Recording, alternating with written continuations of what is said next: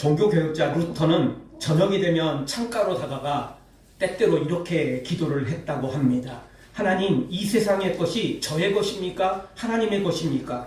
이 교회가 하나님의 것입니까? 저의 것입니까? 이 세상이 그리고 교회가 하나님의 것이니 하나님이 돌보십시오. 저는 잠자러 갑니다. 하나님 부탁합니다. 이렇게 기도를 했다고 합니다. 물론 잠잘 시간에 잠자기 직전에 기도를 한 것이죠. 아침에 눈 떠서 나는 하나님 또 자렵니다. 하나님 알아서 하십시오. 뭐 이러진 않았겠죠.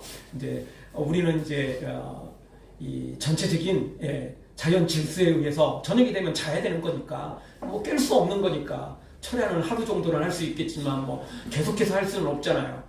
그러니까 이제 이때 하나님께 또 부탁을 했다는 것입니다. 그런데 우리가 잠잘 시간만 하나님께 부탁하나요? 그렇지는 않습니다. 모든 시간 동안 하나님께 부탁하고 하나님께 맡겨야 되고 그리고 하나님이 주신 능력으로 우리가 이 모든 삶을 하나님의 지혜로 하나님의 능력으로 살아가야만 되겠지요. 우리의 짐을 혼자 지려고 하면 안 됩니다. 그러면 그 무거운 짐을 질 수도 없고요. 나아갈 수도 없는 것입니다. 무거운 짐 때문에 우리는 넘어지고 압사당하는 것입니다. 왜냐하면 그 죄의 짐은 절대 가볍지 않기 때문에 그렇습니다. 아주 몇 톤짜리 그냥 트럭이 그냥 우리 몸을 짓누르는 것보다 더 무거운 게 죄의 짐인 것입니다.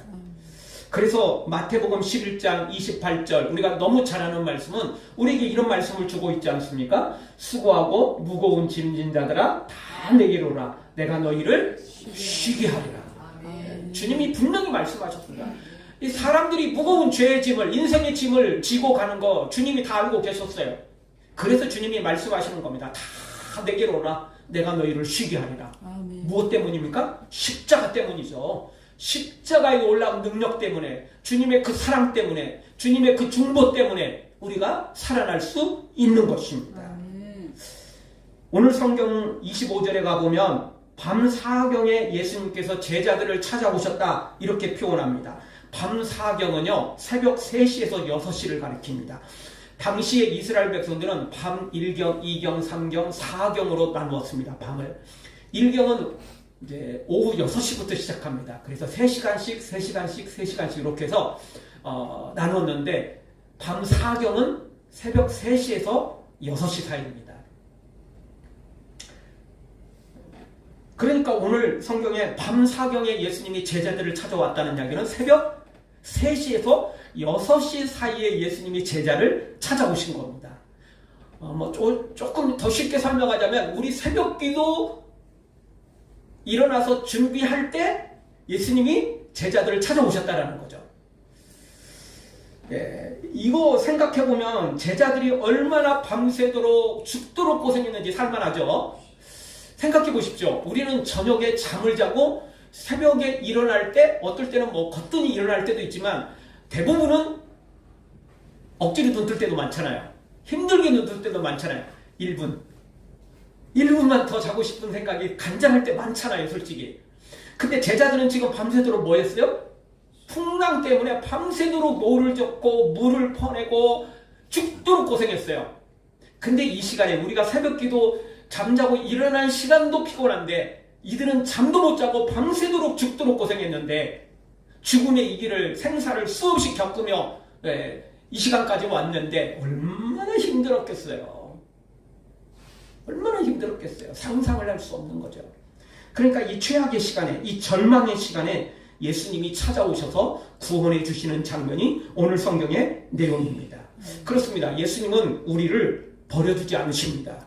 예수님은 우리를 외면하지 않으십니다. 예수님은 우리를 구원하시기를 원하십니다.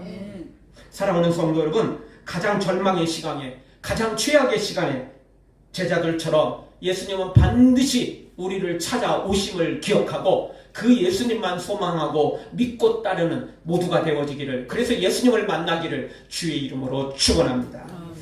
자, 오늘 성경 첫 번째 우리에게 주시는 말씀은 인생의 가장 힘든 시간에 예수님을 만날 수 있다는 것입니다.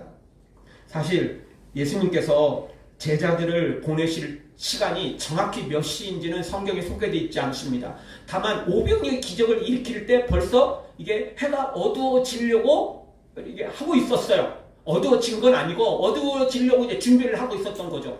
지금 이제 하산하지 않으면 각자 집으로 내려가지 않으면 이제 어두워지니까 제자들이 미리미리 준비를 했던 거예요. 주님 조금 더 늦으면요 돌아가는 사람들 백성들 집으로 돌아갈 때 깜깜해질 텐데요. 그리고 저녁도 이게 저녁 시간도 또 있으니까 지금 보내는 게 좋을 것 같은데요. 이렇게 해서 이제 오병이의 기적이 시작된 거 아니겠어요?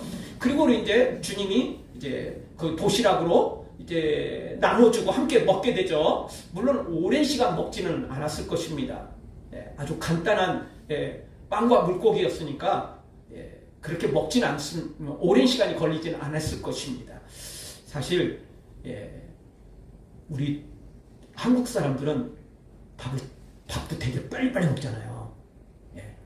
근데 유럽 사람들은 밥 먹는 시간이 뭐 사람마다 좀 차이는 있겠지만 대부분 1시간에서 2시간 사이랍니다.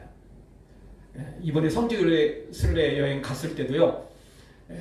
뭐 터키를 비롯해서 이 유럽 사람들은요. 한국 그 사람들 되게 좋아한대요. 특히 식당. 한국 사람들은 어떤 음식을 내놔도 되게 빨리 먹는다는 거죠. 유럽 사람들은 그 시간이 대화하는 시간이고 그 시간이 교제하는 시간이고 이래가지고 1시간, 2시간을 먹는데요. 근데 우리 한국 사람들은 뭐죠? 옛날부터 그런 게 있잖아요. 우리 어르신들 밥 먹다 이야기하면 뭐 복달 난다 이러면서 밥 먹을 때 이야기도 별로 못하게 하고 막 이러잖아요. 열심히 먹어야 돼요. 그냥. 그래서 우리 한국 식당도 마찬가지고 한국 사람들은요 그냥 쓱 들어와가지고 그냥 순식간에 먹고 쓱 나간대요. 그러니까 서양 사람들 한 팀 받을 시간에 우리 대한민국 사람들 같은 경우는 뭐 4팀 막 이렇게 받을 수 있다는 거예요. 최소 3팀은 받을 수 있고 막 4팀까지 받을 수 있는 거예요. 그러니까 되게 좋아하긴 하는데요. 하여튼 빨리빨리 참 좋긴 한데요. 오늘 성경은 뭐 늦을래야 늦을 수가 없어요. 왜냐하면 뭐 그렇게 뭐 대화할 시간도 없고 뭐 여기 나와 있는 것이 무슨 뭐 코스로 나오는 것도 아니고 그냥 뭐 떡 하나, 물고기 뭐 이런 거 아니에요? 물론 배불리 먹었지만 특별히 여러분 우리도 잘 알지만 여러분 아주 배부르면 먹을 게 별로 없습니다. 그런데요 적당히 배고플 때하고 진짜 배고플 때하고 언제 더 식사 속도가 빠르죠? 많이 배고플 때가 훨씬 더 빠릅니다. 많이 배고프면 막 허겁지겁 먹어요. 대화할 시간도 없어요. 너무 배고프니까. 적당히 배고플 때야 천천히 먹으면서 대화도 하지. 진짜 배고프면요 그냥 무조건 허겁지겁 막 집어넣죠. 그러다 금방 배불러 그래요. 아마 여기 있는 이 오병이의 기적에 이 산까지 올라왔죠. 그 많은 사람들이 지금 저녁 시간이고 이미 산까지 올라왔고 그리고 점심도 제대로 못 먹던 그런 시절 아닙니까? 가난한 사람들은 하루 2끼만 먹던 시절이기도 하고요. 진짜 가난한 사람들은 한 끼만 먹을 수밖에 없었던 그 시절에 예수님께서 이렇게 이 저녁 시간에 오병이의 기적을 일으켰는데 그걸 느긋하게 먹고 있을 사람들은 거의 없었을 것입니다. 아마 다 허겁지겁 너무너무 배부르니까 너무너무 배고프니까 막 배부르게 막 먹었을 거예요. 그리고 사람들이 원래 많다 보면 또 내가 너무 늦게 먹다가는 다 빼앗길 것 같은 느낌이 들잖아요. 오병이 기적이 뭐 예수님이 날마다 일으킨 것도 아니고 아직 이런 소문을 듣지도 못했거든요. 그러니까 부족할지 모른다는 또 생각 때문에 진짜 느긋한 사람 빼놓고는 다 허겁지겁 먹었을 거예요. 왜냐하면 자기 배 빨리 채워야 되니까. 근데 예수님께서 넉넉하게 막 베푸셨으니까 뭐 문제될 건 없었지만 하여튼 이 오병의 기적이 끝나고 제자들을 예수님께서 보내실 때 이제 해가 지고 있었어요. 특별히 여기는 산지니까 평지가 아니고 산지니까 더 빨리 해가 지죠. 그래서 지금 아마 저녁 오후 6시 아마 이쯤 부근에서 배를 타고 출발을 했을 것입니다. 자, 그렇게 친다면 지금 새벽 3시에서 6시 사이니까 밤 1경 정도부터 시작해서 지금까지 왔으니까 거의 10시간, 길게는 12시간도 볼 수도 있고 10시간 정도는 죽도록 고생한 거예요. 풍랑 때문에. 갈릴리 이 바다 위에서 말입니다. 그 얼마나 고생을 했겠어요. 생각해 보십시오. 아까 말씀드렸던 것처럼 우리 새벽기도 일어날 시간에 우리는 잠자고 일어나도 피곤한데 이들은 잠 한숨 못 자고 그것도 뭐 즐기는 것도 아니고 생사위기를 겪었잖아요. 이런 상황에 얼마나 이들이 힘들었겠어요. 아마 눈 뜨고 있는 것만으로도 그냥 살아있는 것만으로도 아마 이 시간쯤 됐을 때는요 이제 노 젓는 것도 힘이 없어서 못 젓고 물 퍼내는 것도 이제는 힘이 없어가지고 야 이제는 될 대로 되라 뭐 이런 자포자기 심정이 아니었을까 그런 생각을 해볼 정도입니다. 자 이렇게 힘들 때 예수님께서 찾아오신 것입니다. 제자들이 더 이상 이제 아무것도 할 수 없을 때 이제 다 포기하려고 했을 때 더 이상 노 저을 힘도 없고 물 퍼낼 힘도 없고 이제는 방법도 없고 이제는 어쩔 수 없이 그냥 되는 대로 그래서 계속 풍랑이 일어서 배가 가라앉으면 죽을 수밖에 없을 거고 다행히 풍랑이 멈추거나 또 이 바람이 자신들을 육지 쪽으로 몰아주면 다행히 살 수 있을 것이다. 이렇게 생각할 때쯤 됐을 때에야 예수님께서 찾아오신 것입니다. 우리도 그렇죠. 우리도 하나님의 은혜로 지금 이렇게 살아가고 있지만 우리 삶이 얼마나 힘듭니까? 진짜 힘들잖아요. 네. 나이가 들면 건강 때문에 더 힘들고 나이만 들어서만 그렇습니까? 젊어도 건강은 수시로 안 좋을 때가 있잖아요. 힘들 때가 있잖아요. 마음도 힘들 때가 많고 뭔가 마음이 지칠 때가 참 많습니다. 또 우리가 먹고 살아야 되니까 돈 때문에 그런 걱정들이 있을 수도 있고 자식이나 부모나 가족들이 또 무슨 일을 당하면 그로 인해서 우리가 마음 졸이고 참 우리 인생 참 살아가기 힘듭니다. 무엇보다도 믿는 우리들에게는 이 죄에 대한 무거운 짐들이 또 있습니다. 죄에 대한 무거운 마음들이 있습니다.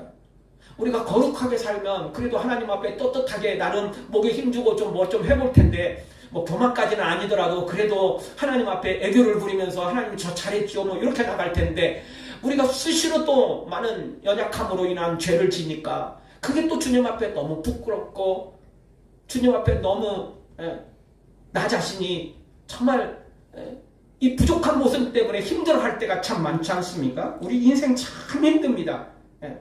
어쩔 수 없습니다. 선악과 따먹고요. 그 뒤로 우리는 다 이 질병과 고통과 죽음 이 모든 것들이 우리에게 치명적으로 다가왔기 때문에 피할 수가 없습니다. 그래서 모세도 말입니다. 시내산에서 40년 동안 실패자로 살았을 때 이런 고백을 한 게 아니고 모세가 이스라엘의 지도자가 됐고 애굽을 물리치고 홍해를 가르고 놀라운 기적 속에 광야를 이스라엘 백성들을 이끌고 가면서도 자신 인생의 최악의 절망의 시간이 아니고 어떻게 보면 하나님과 동행하는데도 불구하고 어떤 고백을 합니까? 우리가 잘 아는 말씀이죠. 시편 90편 10절에 보면 이렇게 말합니다. 우리의 연수가 70이요 강건하면 80이라도 그 연수의 자랑은 수고와 슬픔뿐이요 신속히 가니 우리가 날아가나이다. 아멘. 우리의 연수의 자랑은 무엇이다? 자랑할 게 참 많죠. 모세 자랑할 것 참 많을 겁니다. 40년 동안 광야에서 실패자로 살았을 때는 자랑할 게 없었어요. 그때는 자신의 흑역사죠. 자신의 최악의 순간이었죠. 그러나 그 뒤로는 달라요. 하나님께 부름을 받고 난 다음에는 놀라운 기적도 체험했죠. 그리고 10가지 재앙을 애굽에 내릴 때 모세가 다 지팡이를 손에 들고 모세가 다 선포하고 다 이런 기적들을 주도적으로 행했잖아요. 홍해를 가를 때도 역시 마찬가지고 자랑할 것 참 많을 것입니다. 그런데도 불구하고 모세는 이렇게 말합니다. 우리의 자랑은 수고와 슬픔뿐이다. 그러니 우리 인생요 행복한 일 있고 즐거운 일 있고 자랑할 것 있지만 다 따져보면 다 플러스 마이너스 다 계산해보면 수고와 슬픔밖에 남지 않아요. 힘들어요. 우리 인생 다 힘듭니다. 거기다 더 힘들 때는 더 괴로운 거고 좋을 때도 알고 보면 또 걱정이죠. 호사다마라는 말처럼 좋은 일이 있을 때도 또 좋은 일이 연속되면 또 무슨 일이 터질까 막 걱정스러운 게 이게 우리의 현실인 것입니다. 영화 슈퍼맨을 보면요. 절체절명의 위기의 순간에 누가 날라오죠?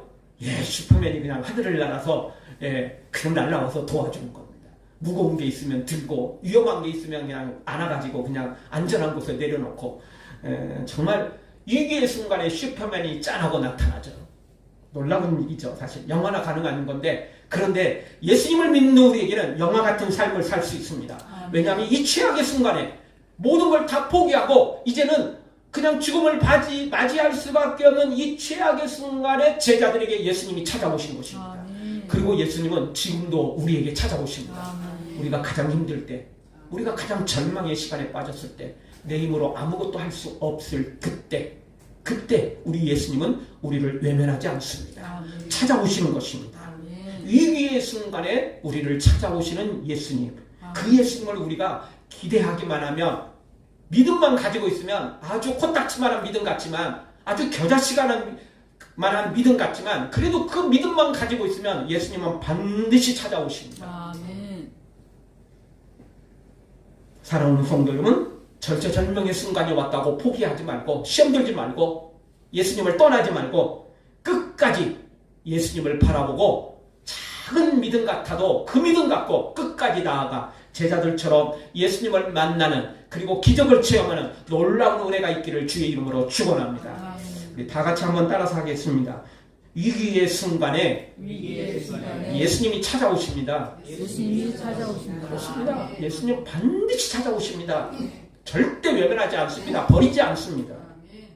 두 번째 우리에게 주시는 말씀은 예수님께서 직접 찾아오신다는 것입니다. 직접 만나주신다는 것입니다. 25절을 다시 한번 우리 같이 한번 보겠습니다. 밤사경에 예수께서 바다 위로 걸어서 제자들에게 오시니. 아멘. 자, 밤사경에 오셨는데 바다 위로 걸어서 예수님이 제자들에게 직접 오셨어요. 눈앞에 직접 나타나셨어요. 해변가에서 부르신 게 아니에요. 야, 내가 풍랑 잔잔하게 줄 테니까 야, 배 노져서 이리 와. 이렇게 부르신 게 아니에요. 너무너무 급하셨고 너무너무 제자들이 지금 이제 풍랑이 잔잔해져도 노정을 힘 없다니까요. 다 쓰러지기 직전이에요. 정신이 혼미해졌고 완전히 지금 상태가 정말 완전 지금 더 이상 뭘 할 수 없는 상태라고요. 그래서 이따 생각해 보겠지만 이때 제자들이 예수님을 보고, 물론 이제 저녁 시간이니까 달빛으로만 의지하고 본인들도 정신이 혼미하고 아무 정신이 없으니까 자기 눈앞에 이제 어떤 사람의 모양이 있으니까 예수님을 뭐로 착각하죠? 유령이다!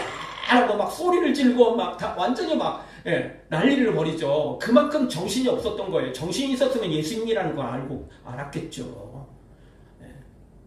제자들이 예수님과 얼마나 동고동락했습니까? 충분히 알만하죠. 근데 그럴 정신이 없었어요. 어둡기도 했지만 정신이 하나도 지금 없는 거예요. 완전히 지금 아무 생각 없고 죽음을 기다릴 수 있는 상황밖에 안 된 거예요. 다시 돌아와서 이런 위기의 순간이니까 예수님이 직접 찾아오신 거예요. 야, 풍랑 잔잔해지니까 이리 노져와. 이런 것도 안 되는 거예요. 지금 해변가에서 부르시는 것도 지금 그것도 어려운 거예요. 너무 멀잖아요. 그래서 예수님이 직접 바다 위로 걸어오신 거예요. 갈릴리 호수를 걸어서 제자들께 찾아오시는 거죠. 얼마나 급하셨으면 그렇겠어요. 그리고 예수님은 우리가 지쳐 쓰러졌을 때 아무 힘도 없잖아요. 고개 들 힘도 없을 수도 있어요. 그럴 때 예수님이 찾아오셔서 우리를 안아주시고 우리를 이끌어 주셔야만 우리가 예수님을 바라볼 수 있지, 더 이상 어렵거든요. 그러니까 예수님이 직접 찾아오는, 눈앞에 직접 나타나시는 것입니다. 제자들만 그렇습니까? 그렇지 않습니다. 우리에게도 동일하게 적용되는 것입니다. 여러분, 제자들이 10시간을 이렇게 10시간 가까이를 이렇게 풍랑과 싸우며 죽지 않은 이유가 뭘까요? 그 엄청난 풍랑이 이러는데도 불구하고 배가 뒤집히거나 배가 침몰하지 않았던 이유는 뭘까요? 우리는 이따금씩 풍랑이 일거나 또 무슨 문제가 발생했을 때 지금과 같은 그런 좋은 배들도 침몰을 하고요. 그런 배들도 뒤집히기도 하고요. 문제가 생기는 뉴스를 듣잖아요. 근데 이 옛날 그 조그마한 조각배 가지고 어떻게 그 풍랑을 밤새도록 견딜 수 있었겠어요? 버틸 수 있었겠어요? 그거 다 주님의 중복기도 때문입니다. 우리가 이 앞부분에서 봤죠? 자, 제자들을 보내고 나서 예수님이 그때 뭐 하셨어요? 산에 올라가셔서 기도하셨잖아요. 제자들이 살아있었던 건 예수님의 중보기도 때문이었어요. 아멘. 힘들었지만 죽을 위기에 빠졌지만 그래도 살아있었던 이유는 제자들이 열심히 노를 젓고 물을 퍼내고 제자들이 어부 출신들이라 그 전문가들이 몇 사람이 있어가지고 잘한 게 아니고 100% 예수님의 중보기도 때문이었어요. 예수님의 기도가 없었다면 이 새벽 이 시간까지 밤 사경까지 오지도 못했을 거예요. 진작 물에 빠졌을 거라고요. 진작 다 죽었을 거라고요. 진작 그 배는 침몰했을 거라고요. 예수님의 중보기도 때문에 살아있었던 것입니다. 물론 제자들 입장에서는 아니 예수님 우리를 보내놓고 이렇게 죽도록 내버려 두시고 아마 불평 원망들이 좀 나왔을지도 몰라요. 이렇게 아셨으면 이런 걸 아셨으면 보내지 마셨어야지 보내놓고는 이렇게 우리를 뭐 이런 생각이 들 수 있어요. 우리도 그럴 때 많잖아요. 주님 말씀 따라 우리가 순종했는데 주님의 사명 따라 우리가 헌신했는데 결과는 힘들고 어렵고 막 죽을 지경에 빠지면 우리 그렇게 이야기를 하잖아요. 그렇게 하나님 앞에 항의를 하잖아요. 맞을 겁니다. 그게. 근데요 알아야 됩니다. 그래도 죽지 않고 살아난 것은요 주님이 나를 위해서 기도한 것 때문이에요. 아멘. 내가 잘해서 산 게 아니에요. 우연히 산 것도 아니에요. 어쩌다 보니까 지금 살아있는 게 아니라고요. 전적으로 주님의 기도 때문이었어요. 아멘. 주님의 기도가 없었다면 사탄은 이미 그들을 물속으로 이미 수장을 시켰을 거예요. 진작에 말입니다. 몇 시간 전에 말입니다. 절대 지금까지 버틸 수 없었던 거예요. 알고 보면 우리 주님의 기도 때문에 그 기도 때문에 살아 있었던 것입니다. 예수님이 이때만 제자들을 놓고 기도하셨나요? 아니죠. 요한복음 17장에 가보면 한 장 전체가 예수님의 기도로 되어 있습니다. 기도장이죠.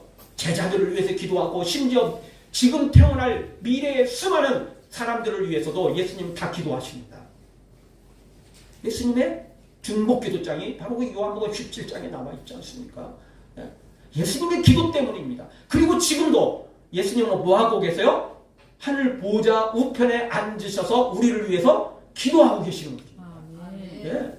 우리는 잠잘 때도 우리는 기도할 힘마저 잃어버렸을 때도 그래도 예수님은 끊임없이 기도하고 계십니다.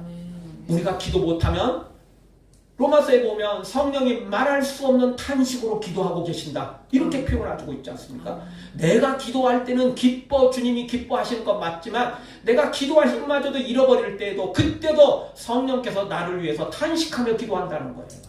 네. 나는 기도를 못해도 우리 주님은 성령님은 나를 위해 지금도 간구하고 계시고 나를 위해 지금도 준비하고 계신다는 것입니다. 사랑하는 성도는 정말 죽을 만큼 힘듭니까? 정말 너무너무 힘들어서 더 이상 이제 용기마저 없습니까? 그런데요 죽지 않고 살아있는 것도 주님의 기도 때문이었습니다. 우연히 된 게 아니에요. 내가 잘해서 이만큼 버텨온 게 아닙니다. 주님의 기도 때문에 지금 살아있는 것입니다.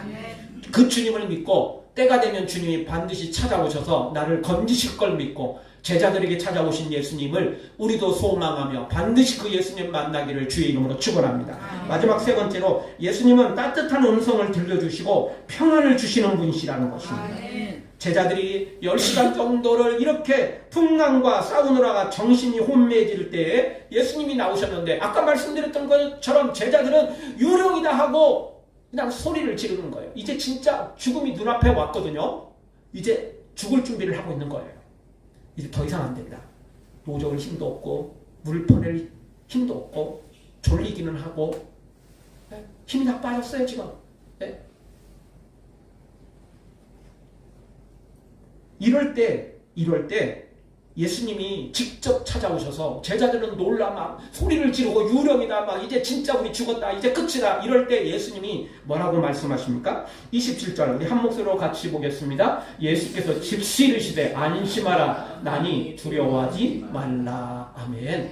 자 오늘 성경 보니까 예수님께서 안심하라 나니 두려워하지 말라 이 말씀을 하셨는데 이 말씀을 얼마나 빨리 하셨어요?